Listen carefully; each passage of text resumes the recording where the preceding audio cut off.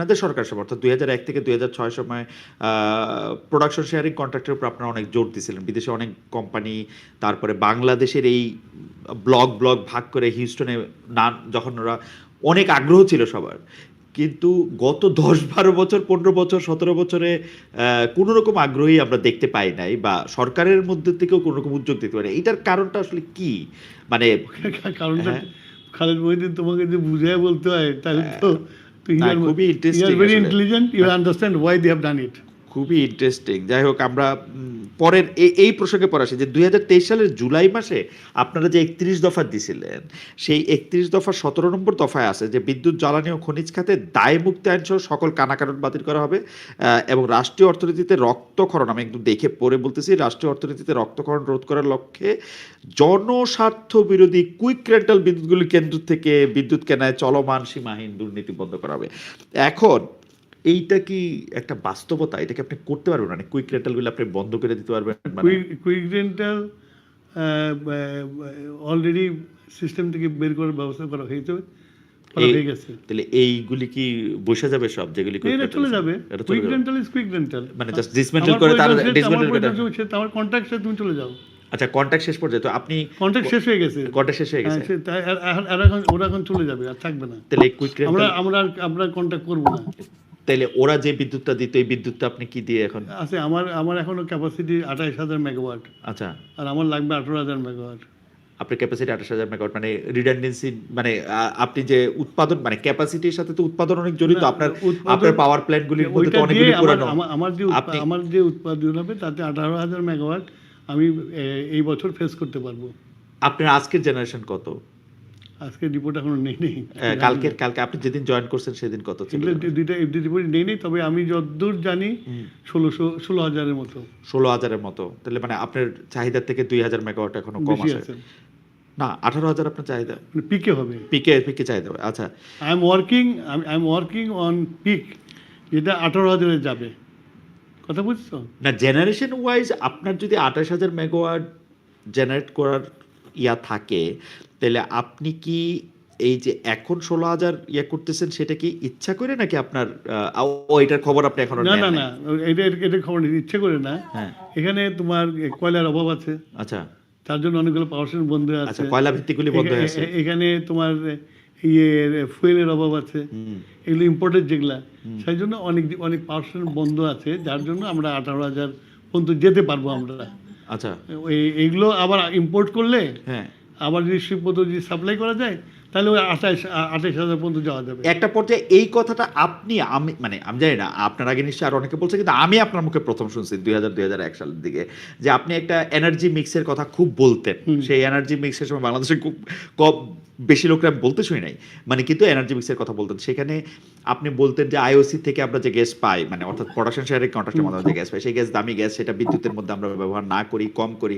কিন্তু এখনকার অবস্থাটা কি? এখন আপনি এটা কি করবেন? আইওসির গ্যাস না নিলে, আইওসির যেটুকু গ্যাস আছে সেদিকে সবচেয়ে বড় আমাদের কনজিউমার তো হচ্ছে আমাদের বিবিএনা। হ্যাঁ, না, কনজিউমার হচ্ছে হাউসহোল্ড কনজিউমার পাইপে করে আসে, এবং এই কনজিউমারকে ক্যাটারিং করতে গেলে আমরা যে গ্যাস পাই, সেই গ্যাস দিয়ে আবার অন্য দিকে দিতে পারি না আমরা। রাইট, ইন্ডাস্ট্রিয়াল গ্যাসগুলো দিতে পারি। সেই জন্য তো আপনারা বাজার, আপনি দেখছেন কিনা, আগের সরকারের আমলে পুরাটাই কিন্তু একটা হচপচ লাগে রয়েছে। কখনো গ্যাস দিচ্ছে, কখনো সিলিন্ডার বাজারে মিলতেছে না, কখনো 1200 টাকার সিলিন্ডার 3,000 টাকা হচ্ছে। ওখানে আর একটা খারাপ কাজ করে গেছে। আমি তো আমার সিটিজেনকে ক্যাটারিং করতেছি সিলিন্ডার, তাই না? ইন্ডিয়াতে সিলিন্ডার সাবসিডি দেয়, কিন্তু সিলিন্ডারটা ওরা সাপ্লাইটা ঠিক রাখে। আমাদের এখানে হয়েছে কি, সিলিন্ডার সাপ্লাইটা পুরোটা প্রাইভেটের কাছে দিয়ে দিয়েছে। তারপরে হয়েছে কি, এই ক্যাটেগরি, এই ইন্টিম গভর্নমেন্টের মধ্যে আমলেই অনেক ইম্পোর্টার, যারা নাকি এটাও একটা সিন্ডিকেট, অনেক সিন্ডিকেটের মেম্বাররা কি বলে ডিফল্ট করছে। ডিফল্ট করার ফলে তাদেরকে গত 1 বছরের মতো টাইমে তাদেরকে এলসি খুলতে দেয় নাই। এলসি করতে না পারার জন্য লিকুইড গ্যাস আসে নাই। আচ্ছা, বটল প্ল্যান্টগুলো সব পরে আছে। এখন এই যে আমরা আলোচনা করতেছি, এখন এগুলোকে ইম্পোর্ট করার ব্যবস্থা করে করছি, এবং আমি মনে করি যে এই পলিসিটা চেঞ্জ হওয়া দরকার। এই পলিসিটাতে গম এই যে এটা এটা করলে এরা বার্গেন করতে পারে। আর আমি যদি গভর্নমেন্ট যদি গ্যাসটা ইম্পোর্ট করে আমি যদি এই বটলারদেরকে যদি দেই যে আমার এই দামে তুমি নিয়ে যাও আর এর সাথে এত অ্যাড করে তুমি মার্কেটে ছাড়বা, তাহলে গভর্নমেন্ট এফেক্টিভলি মার্কেটটা কন্ট্রোল করতে পারবে। তো সেই জন্য আমি মনে করি গভর্নমেন্টকে একটা উদ্যোগ নিতে হবে, গ্যাসটা নিজেরা ইম্পোর্ট করব, বাল্ক আমরা ওদের কাছে বিক্রি করে দেবো, ওরা রিটেল করবে। যদি আচ্ছা, এটা আমার প্ল্যান, আমি এখনো প্রাইম মিনিস্টারের সাথে আলোচনা করিনি। আমার কাছে মনে হয় যে এই ব্যাপারগুলিতে নিশ্চয়ই আপনি আরো অনেকগুলি বিষয় খতায় দেখবেন এবং অনেকগুলি আমার তোমার 3 দিন হয়েছে, 3 দিন হয়েছে আপনি আমি তো যা বলতে যা একটু দেখছি সেটাকে বলছি। আমি চট করে একটু ইয়াতে আসি যে আদানির কাছ থেকে যে বিদ্যুৎ কেন্দ্রটা ভারতে যেটা কয়লা ভিত্তিক বিদ্যুৎ কেন্দ্র, সেটার ব্যাপারে আপনি কি সিদ্ধান্ত? ইসি আদানিটা একটা তো আমি বলবো যে একটা মানে real good case to study. Okay, এখন আদানি যে কন্ট্রাক্টগুলো করেছে, মানে ডিটেলসে গেলে তোমার এই টাইমের মধ্যে এটা আমি বলতে পারবো না, যতটুকু আমি আপনি একটু জানতে যদি পেরেছি ছোট আর বলেন কি। যে, হ্যাঁ। তো এখন এই কন্ট্রাক্টে যেটা হয়েছে বিদ্যুতের দাম সবচেয়ে বেশি। আমার হায়েস্ট যেটা বিদ্যুতের দাম যেটা আছে সেটা হলো তোমার ইয়ে মাদারবাড়ির পাওয়ার স্টেশন মাতৃবাড়ি পাওয়ার স্টেশন, যে 14 টাকা আছে, হ্যাঁ হ্যাঁ, তার থেকেও বেশি 18 টাকা। তো 18 টাকাই কি আসলে নাকি 18 ডলারের দাম রুপির না দাম? না না 18 টাকা, 18 টাকা, আচ্ছা 18 টাকাই। ডলার দিয়ে লাভ নেই, আমার পে করতে হবে। আচ্ছা আচ্ছা, ঠিক আছে। ডলার দাম যাই ওটা দেখে তো হ্যাঁ, লাভ নেই।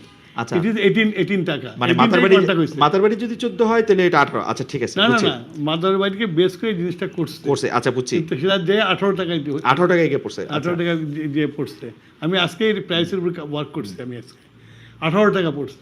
এখন 18 টাকা বিদ্যুৎ যদি আমি কিনি ওদের কাছ থেকে, তারপর আমি হুইলিং করে ডিস্ট্রিবিউশন, তাহলে আমার বিদ্যুতের দাম কত দাঁড়াবে? 1 নম্বর। 2 নম্বর হলো যে ওখানে করা হয়েছিল যে ওখানকার কোল দিয়ে পাওয়ার স্টেশন চালাবে, রাইট। এখন দে আর ইম্পোর্টিং ফ্রম ইন্দোনেশিয়া। তো হ্যাঁ, ওইটা তাহলে আপনার জন্য প্রবলেম কেন?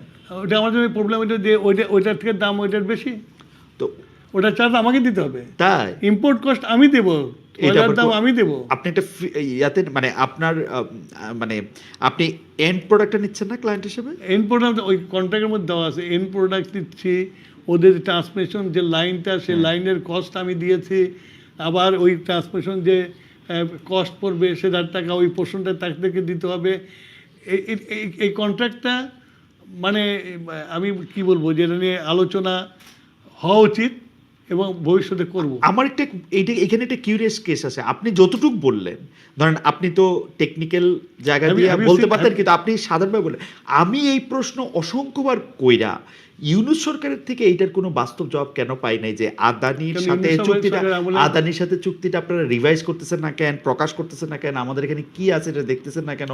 আপনারা প্রথমে আইসা দেখেন, ইউনূস সরকার প্রথমে আইসা যে টাকাটা পরিশোধ করছে সেটা হচ্ছে আদানির টাকাটা, বলছে যে হ্যাঁ আন্তর্জাতিক চুক্তি এমনি হয় না। উপায় নেই, কারণ আদানির কাছে তুমি 1200-1300 মেগাওয়াট বিদ্যুৎ নিবা, হ্যাঁ, তার সাথে যদি সে যে বন্ধ করে দেয়, ও তাহলে তো বিদ্যুৎ দিতে এখানে দিতে পারবো না। না। আমার যদি 1200-1300 মেগাওয়াটের বিদ্যুতেরটা লাগে তাইলে তো লাগলো, কিন্তু আমি তো চুক্তিটা তো প্রকাশ করবো, এই যে আপনি এই চুক্তিটা তো সামনে আনবেন। না, সেই চুক্তির ব্যাপারে তো আমিও তখনকার অ্যাডভাইজারকে বলছি যে চুক্তিগুলো দাও। প্রথমে তো দায়মুক্ত ছিল, দায়মুক্ত আইনের জন্য পারে নাই করতে। তারপর যখন দায়মুক্ত আইন বাতিল হয়ে গেল, বাতিল হয়ে যাওয়ার পরেও তারা করে নাই। তারা যেটা করছে, তারা একটা কমিশন করছিল, সেই কমিশনে বোধহয় জাস্টিস মইনুল ইসলাম বোধহয় সে ছিল এটার হেড, আর সোয়াসের প্রফেসর মুস্তাক ছিল এটার one of the important member. তারা যে রিপোর্টটা দিছে ওই রিপোর্টটা তুমি পড়ো, তুমি ডিটেলস পাবো ওখান থেকে। আচ্ছা, তাহলে পরবর্তী মানে গত সরকারের সময় আমি বলবো যে বিদ্যুৎ ও জ্বালানি খাতে এমন অনেক কিছু রয়েছে যেগুলি আসলে সত্যি সত্যি, এটা আপনি একটা কিউরিয়াস কেস বললেন, অনেকগুলি কিউরিয়াস কেসের মধ্যে আছে। আদানিটা তো আছেই, কেন এত বছর কয়লা ব্যবহার করা নাই, কেন আসলে বাপেক্সে দিয়ে আরও হিট করা হয় নাই, আমাদের গ্যাসের পাওয়া মানে নিশ্চিত কেন করা হয় না বেশি করে, এর কিছুই আসলে আমরা জানতে পারি না। আরও একটা যেটা জানতে পারি না সেটা হচ্ছে যে আপনারা আপনাদের জাতীয় নির্বাচন আগে দেয় ইশতেহারে বলছে যে রূপপুর পারমাণবিক কেন্দ্রে যদি কোনো ধরনের দুর্নীতি বাটপারি এগুলি যদি হয়ে থাকে তাহলে আপনারা এটা পুনর্মূল্যায়ন করবেন, কিন্তু এই পুনর্মূল্যায়ন করতে গিয়ে যদি আপনারা দেখেন যে এটা হয়েছে তাহলে রূপপুর পারমাণবিক কেন্দ্রের ভবিষ্যৎ কি হবে আসলে? না, যদি এটা বিলিয়ন ডলার একটা যদি মানে এক নম্বর হলো যে আমি তো মাত্র 3 দিন হলো আসছি, হ্যাঁ, তো রূপপুর সম্বন্ধে আমি কিছুই জানি না। আচ্ছা, এখন পর্যন্ত ওই রূপপুর ধরা হয়নি। আমি আচ্ছা। জাস্ট ফার্স্ট হ্যান্ড মানে আমি মানে কি বলবো তোমার যে মানে জানার চেষ্টা করছি মাত্র, আমি এখনো আচ্ছা। ভিতরেও ঢুকতে পারি নাই। ওকে, তো মানে তোমার অ্যাপ্রাইজ হওয়ার চেষ্টা করছি। এখন রূপপুরটা নিয়ে আমি এখনো বসি নাই, এবং রূপপুরে তো এখন পর্যন্ত তোমার প্রোডাকশনই শুরু হয়নি, but unfortunately Rooppur payment due হয়ে গেছে।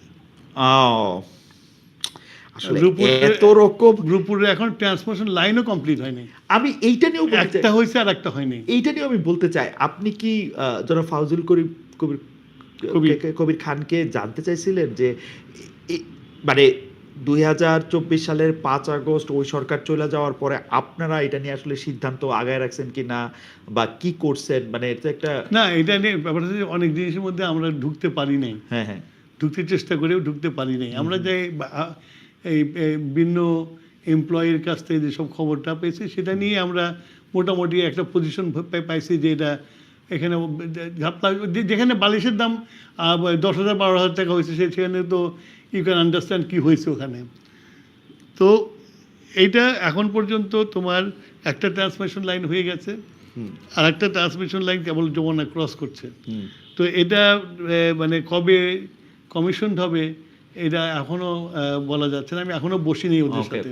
ওকে, আচ্ছা, আরেকটা ব্যাপার, মানে আপনারা বলছেন যে বড় ধরনের দুর্নীতি রোধে গত সরকার যেমন খুব উন্নয়ন বড় বড় প্রকল্প এগুলি নিছিল, আপনারা আসলে বড় কোনো প্রকল্প নেবেন না, যেটা জনাব তারেক রহমানের বক্তব্য বলছে বড় কোনো প্রকল্প হাতে নেবেন, কিন্তু জ্বালানি বিদ্যুৎ খাতে তো আপনার অনেক বড় বড় প্রকল্প নিতে হবে।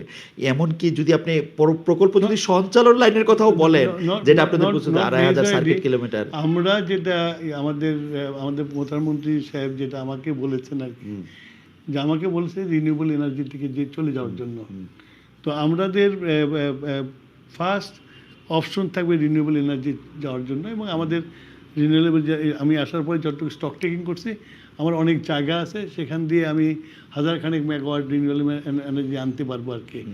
আর এখন যেটা হয়ে গেছে বিদেশে, বিশেষ করে ইন্টারন্যাশনাল ব্যাঙ্কগুলো আছে, ব্যাঙ্কিং যারা আছে, ইভেন চাইনিজ ব্যাঙ্কগুলো এখন মানে ফসিল ফুয়েলের এনার্জির জন্য তারা টাকা দিতে চায় না। তো এই রিনিউয়েবল এনার্জির উপরেই তাদের নজর বেশি, তো ওইটাতে আমরা বেশি ফোকাস থাকবো রিনিউয়েবল এনার্জিতে।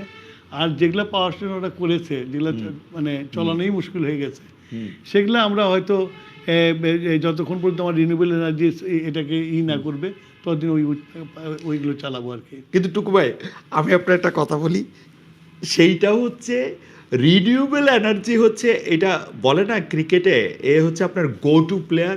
আপনারা যখনই সাংবাদিকদের সাথে একটু টেকনিক্যাল বিষয় নিয়ে কথা বলেন, তাহলে আপনার রিনিউয়েবল এনার্জির বিষয়টা আপনি বাইট করেন, কিন্তু বাংলাদেশে তো রিনিউয়েবল এনার্জিটা আসলে খুবই কম পরিমাণে, মানে এখন পর্যন্ত যা আছে, এটার আপনি বাড়াইতে হইলে যেই পরিমাণ আপনার বিনিয়োগ লাগবে, যেই পরিমাণ জায়গা লাগবে, ঘনবসতিপূর্ণ জায়গা, এটা কি মানে এটা তো 3-4 বছর এটা খালি প্রকল্প করতে লাগবে, মানে আপনি রাতারাতি করতে পারবেন না। আমার কাছে মানে আমি আসার পরে যেটুকু দেখেছি এদিক ওদিক থেকে পৃথিবী খোঁজ নিয়েছে, অনেক জমি অ্যাকোয়ার করে রেখেছে, তাই অ্যাকোয়ার করে জমির মালিক গত 15 বছর ধরেও কিন্তু অসংখ্যবার রিনিউয়েবল এনার্জির কথা বলছে, মানে ফ্রম তারা যেটা করছে, ফ্রম তৌফিকুল্লাহি, তারা যেটা করছে যেটা করেছে রিনিউয়েবল এনার্জি করতে, যে আমাদের এগ্রিকালচারাল ল্যান্ড অনেক ধ্বংস করছে, মানে এগুলো অ্যাকাউন্ট করে রাখছে, ধ্বংস করছে, আবার করেও নাই, হাজার হাজার একর জমি নিয়ে গেছে, নিয়ে যে এই ফিল আপ করছে, কিন্তু ওই একমাত্র সিরাজগঞ্জে